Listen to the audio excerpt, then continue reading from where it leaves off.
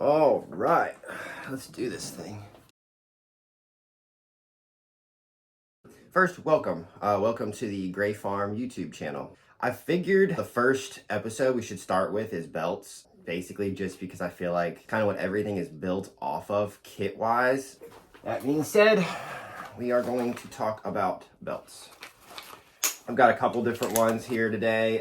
This is a GBRS group belt. It's not that I like this one more than any of the other ones. This is just the one that I have all my stuff set up on, and I really don't want to change it. So I'll rock the GBRS belt for a while. If you want to look at my setup, I'm a lefty.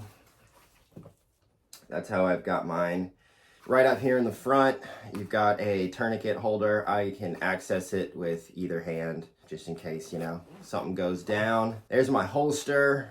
You can see I've got some interesting stuff going on here. I can talk about that in a second.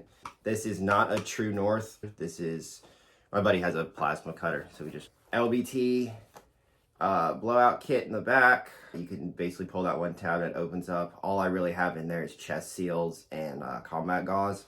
Behind that, you can see I have a sheath in there. There's actually two Kydex sheaths in here. This is for the actual knife, and then there's a red trainer that I have as well. So you can see there's still sim paint on there.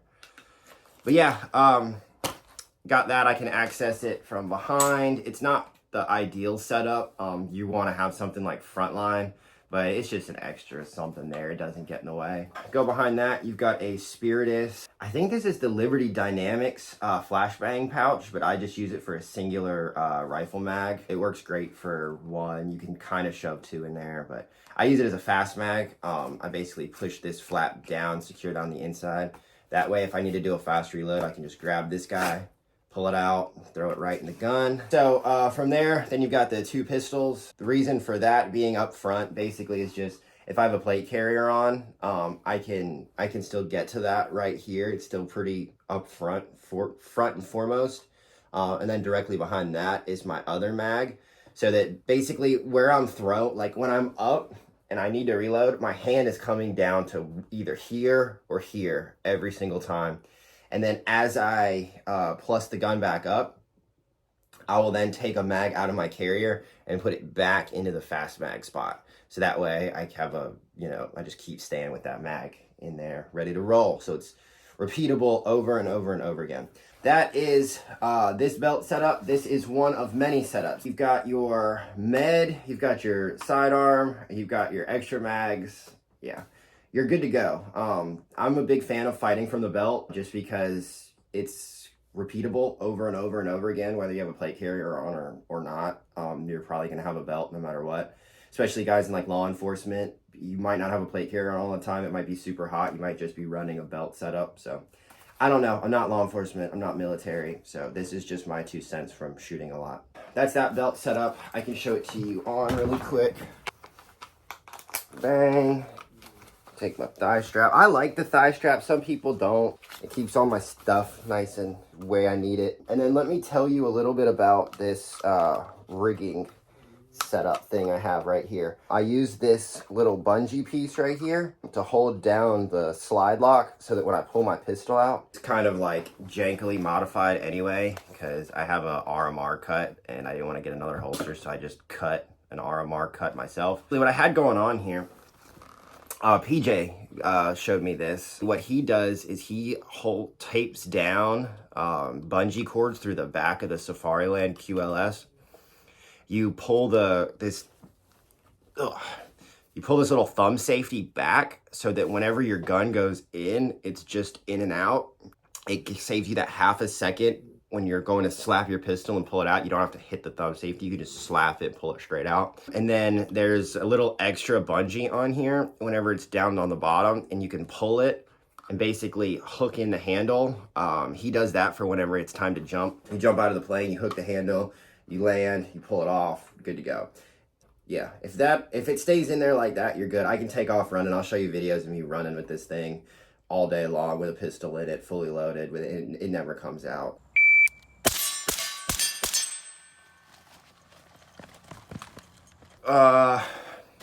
Yeah, so that's like a Just a general, like, war fighter belt setup. I've got a plethora of other belts here to show you. This is the AWS belt. I think this belt's like 120 bucks. Great option. Super rigid, nice Molly, cool company. They're out of Fayetteville, North Carolina. This is like the perfect entry option into belts. You've got another one of the thin styles. Gave me this belt. AWS gave me that one. I didn't buy either of these. G-Code's pretty cool because they have their proprietary mounting system. So if you have like multiple holsters, you can literally just click them on and off. This is the same thing basically for the thigh strap. This one's for a med pouch, but this is a really cool system, especially if you shoot a lot of different guns. And then you get into the like big Cry TYR style belts where you have multiple rows. This is padded. This was kind of like old school. People are going more towards the smaller, thinner belts. They just realize they don't really need this quite as much. It gets in the way a little bit on your back whenever you have a plate carrier and you're working around. You'll see more and more people are kind of throwing these to the wind. If you do, a lot of my PJ homies that were, when they were original PJs, they didn't go to like the higher up units, like the 2.4 STS. Those guys are running with like GevGru and Delta Force all day long. So they're going to be shooting and saving, more shooting than saving because, like, let's be real. But like a straight up PJ that is like just chilling, waiting for planes to crash and, you know, Rangers to fall in wells and stuff like that. You might see one of these with a med pack, and another med pack. And he's just got 3 things of med on here because his job is to go, you know, make sure everybody's straight. He's not really worried. He's got 3 mags in his vest. He doesn't need anything else. So this is all extremely specific. What I'm trying to get at here is just set everything up exactly how you need it for your specific mission. Don't just follow someone else's belt setup because they say it's the best belt setup, because literally there's something for everything.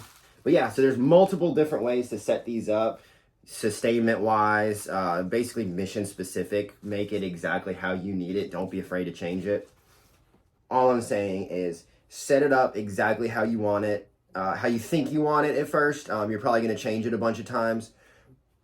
Put it on, put your gun in it and everything, walk around, see if it feels comfortable, do your mag changes, make sure you can get to everything. And then from there, go out to your truck, your car, or whatever, and jump in and try and buckle the seatbelt. And try to draw your pistol and realize, like, things are going to change. You're not going to have the exact same draw in a car. You're going to have to kind of cant your body a little bit to be able to get the gun out and, you know, stuff like that. But yeah, so, you know, put it on, jump in the car, not ride around with it, but just like feel how it feels in the car. Try to do mag changes.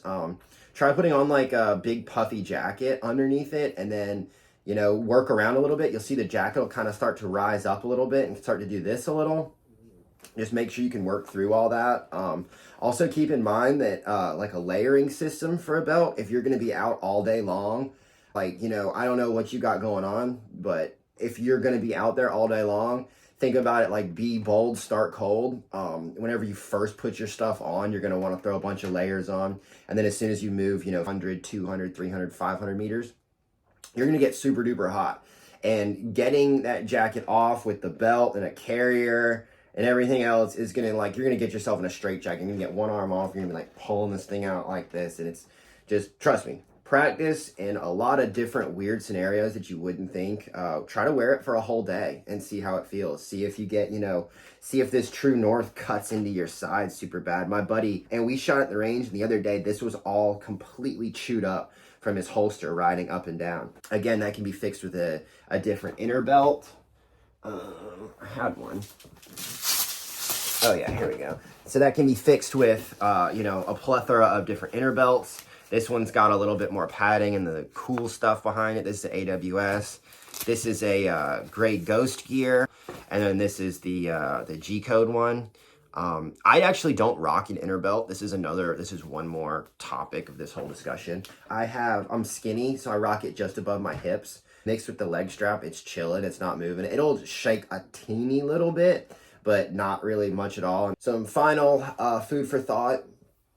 Before you set your belt up, if you're a lefty, put your holster on first, because you're going to have to go all the way around the whole belt. So, like, this isn't going to come off. The world is not made for left-handed people. So this on the left side is always going to be stagnant. So what you have to do is you take your holster and go all the way around to here. If you put any pouches on, you're going to have to take them off and you're going to have to redo them. So just make sure if you're a lefty, first thing you do, put your holster on. Don't make that mistake. I've done it plenty of times. Holster placement. Let's talk about holster placement a little bit. So with this, the True North style holsters, you can slide them wherever you want, basically, and you can cant them multiple different ways. One of the best pieces of advice that I've heard concerning holsters is to put it somewhere like almost not quite on the front of your leg, because you still want to be able to get in and out of a vehicle, but put it close to like your thigh.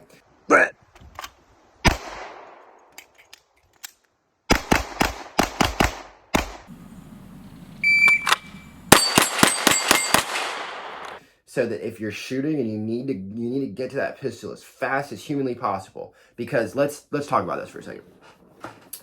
When are you pulling your pistol? If you're in a gunfight and you have one of these, you have an AR-15 and you're shooting, okay? The only reason you're pulling your pistol is because this doesn't work anymore. So you are up in the air trying to engage a fucking threat. Shit goes click.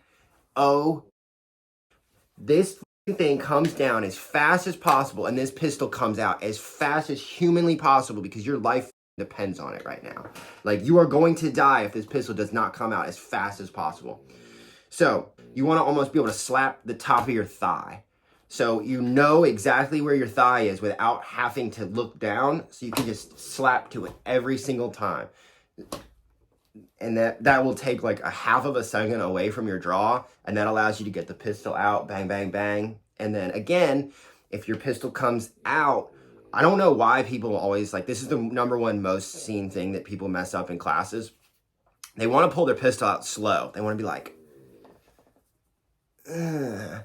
And then they want to put it away fast. They want to be like, okay, take a second after you're putting the pistol away. That means one thing: the threat is over. That person or thing or whatever it is gone. You can take a second to look down your holster and go click, so you don't blow your fucking leg off, you don't shoot yourself in the nuts. Like, that's my one biggest gripe that I see everybody do. They want to pull the pistol out slow and then put it back fast. It's the other way around. What else? Food for thought. Wear med on your belt. I don't care if you have it in your plate carrier too. I don't care if you have it in your truck. Have at least a tourniquet and hopefully a chest seal or some combat gauze in your kit on you at all times, because who knows, maybe you're gonna get shot with some crazy shit, or some riot protest person shoots you with a flare, and now your flare is burning in your kit. They have to cut your kit off you. Oh no, now I don't have med. You still do. You're golden. No matter what happens, you're chilling. But yeah, that's about it. Buy a belt, rock it. I think it's one of the most important things to have first off. If you like this video, if you've watched it to this far, thank you so much for chilling with me. We're going to be making more and more of these. I just figured start somewhere, get some stuff on the ground. I've got plenty of stuff to talk about. One of the closing things that I forgot to mention is set your belt up, put on your plate carrier, and make sure you can still access everything. Stuff's going to be a little different than you were used to, but sorry, this thing's a little tight. I had Adam from Spiritus actually dial it in on me, and that was last year, and I've gotten a little bit chubbier since then. But yeah, basically just put your belt on. So yeah, put your belt on and make sure everything is still where you want it. Like my dangler and my tourniquet, I can still get to it, both hands. I can still get to my mags. You notice that my mags correspond with this gap right here, so that I can get them into the gun without having any issues impeded by this med pouch. Same with the other side. I can get my pistol out. This is just for my nods if I'm storing my nods and I'm not wearing them. So this is usually just chilling. It's flat. It's got a little bit of padding in there, but that's it. But yeah, just make sure you can work all of your stuff based on, if you do have a plate carrier, make sure it all works in conjunction. So yeah, that's about all I got for you today. If you want, subscribe. I'm gonna be, like I said, I'm gonna be putting out a bunch more of this stuff. Just did a night vision class with B Team, Mac from Noveski, and Casey Hildreth. 100 Concepts was there as well. I think BCM like sponsored it too. It was sick. It was a super good time. So I've got some footage from that I can throw up as well. Stand by. Couple questions for you. One, what belt do you prefer? Thin? You like the thin one, or you one of those thick boys? Two, what did I forget? Like, what did I leave out that you think is like important information that someone should know? Like I said, I'm not a cop. I'm not military. I'm a civilian. So take what I say with a grain of salt. Everything's mission specific, and the mission dictates the gear. So go based off of that. Well, yeah, let me know what I forgot. Let me know what I messed up. Let me know what you want to see. Thanks so much for watching, guys. Peace.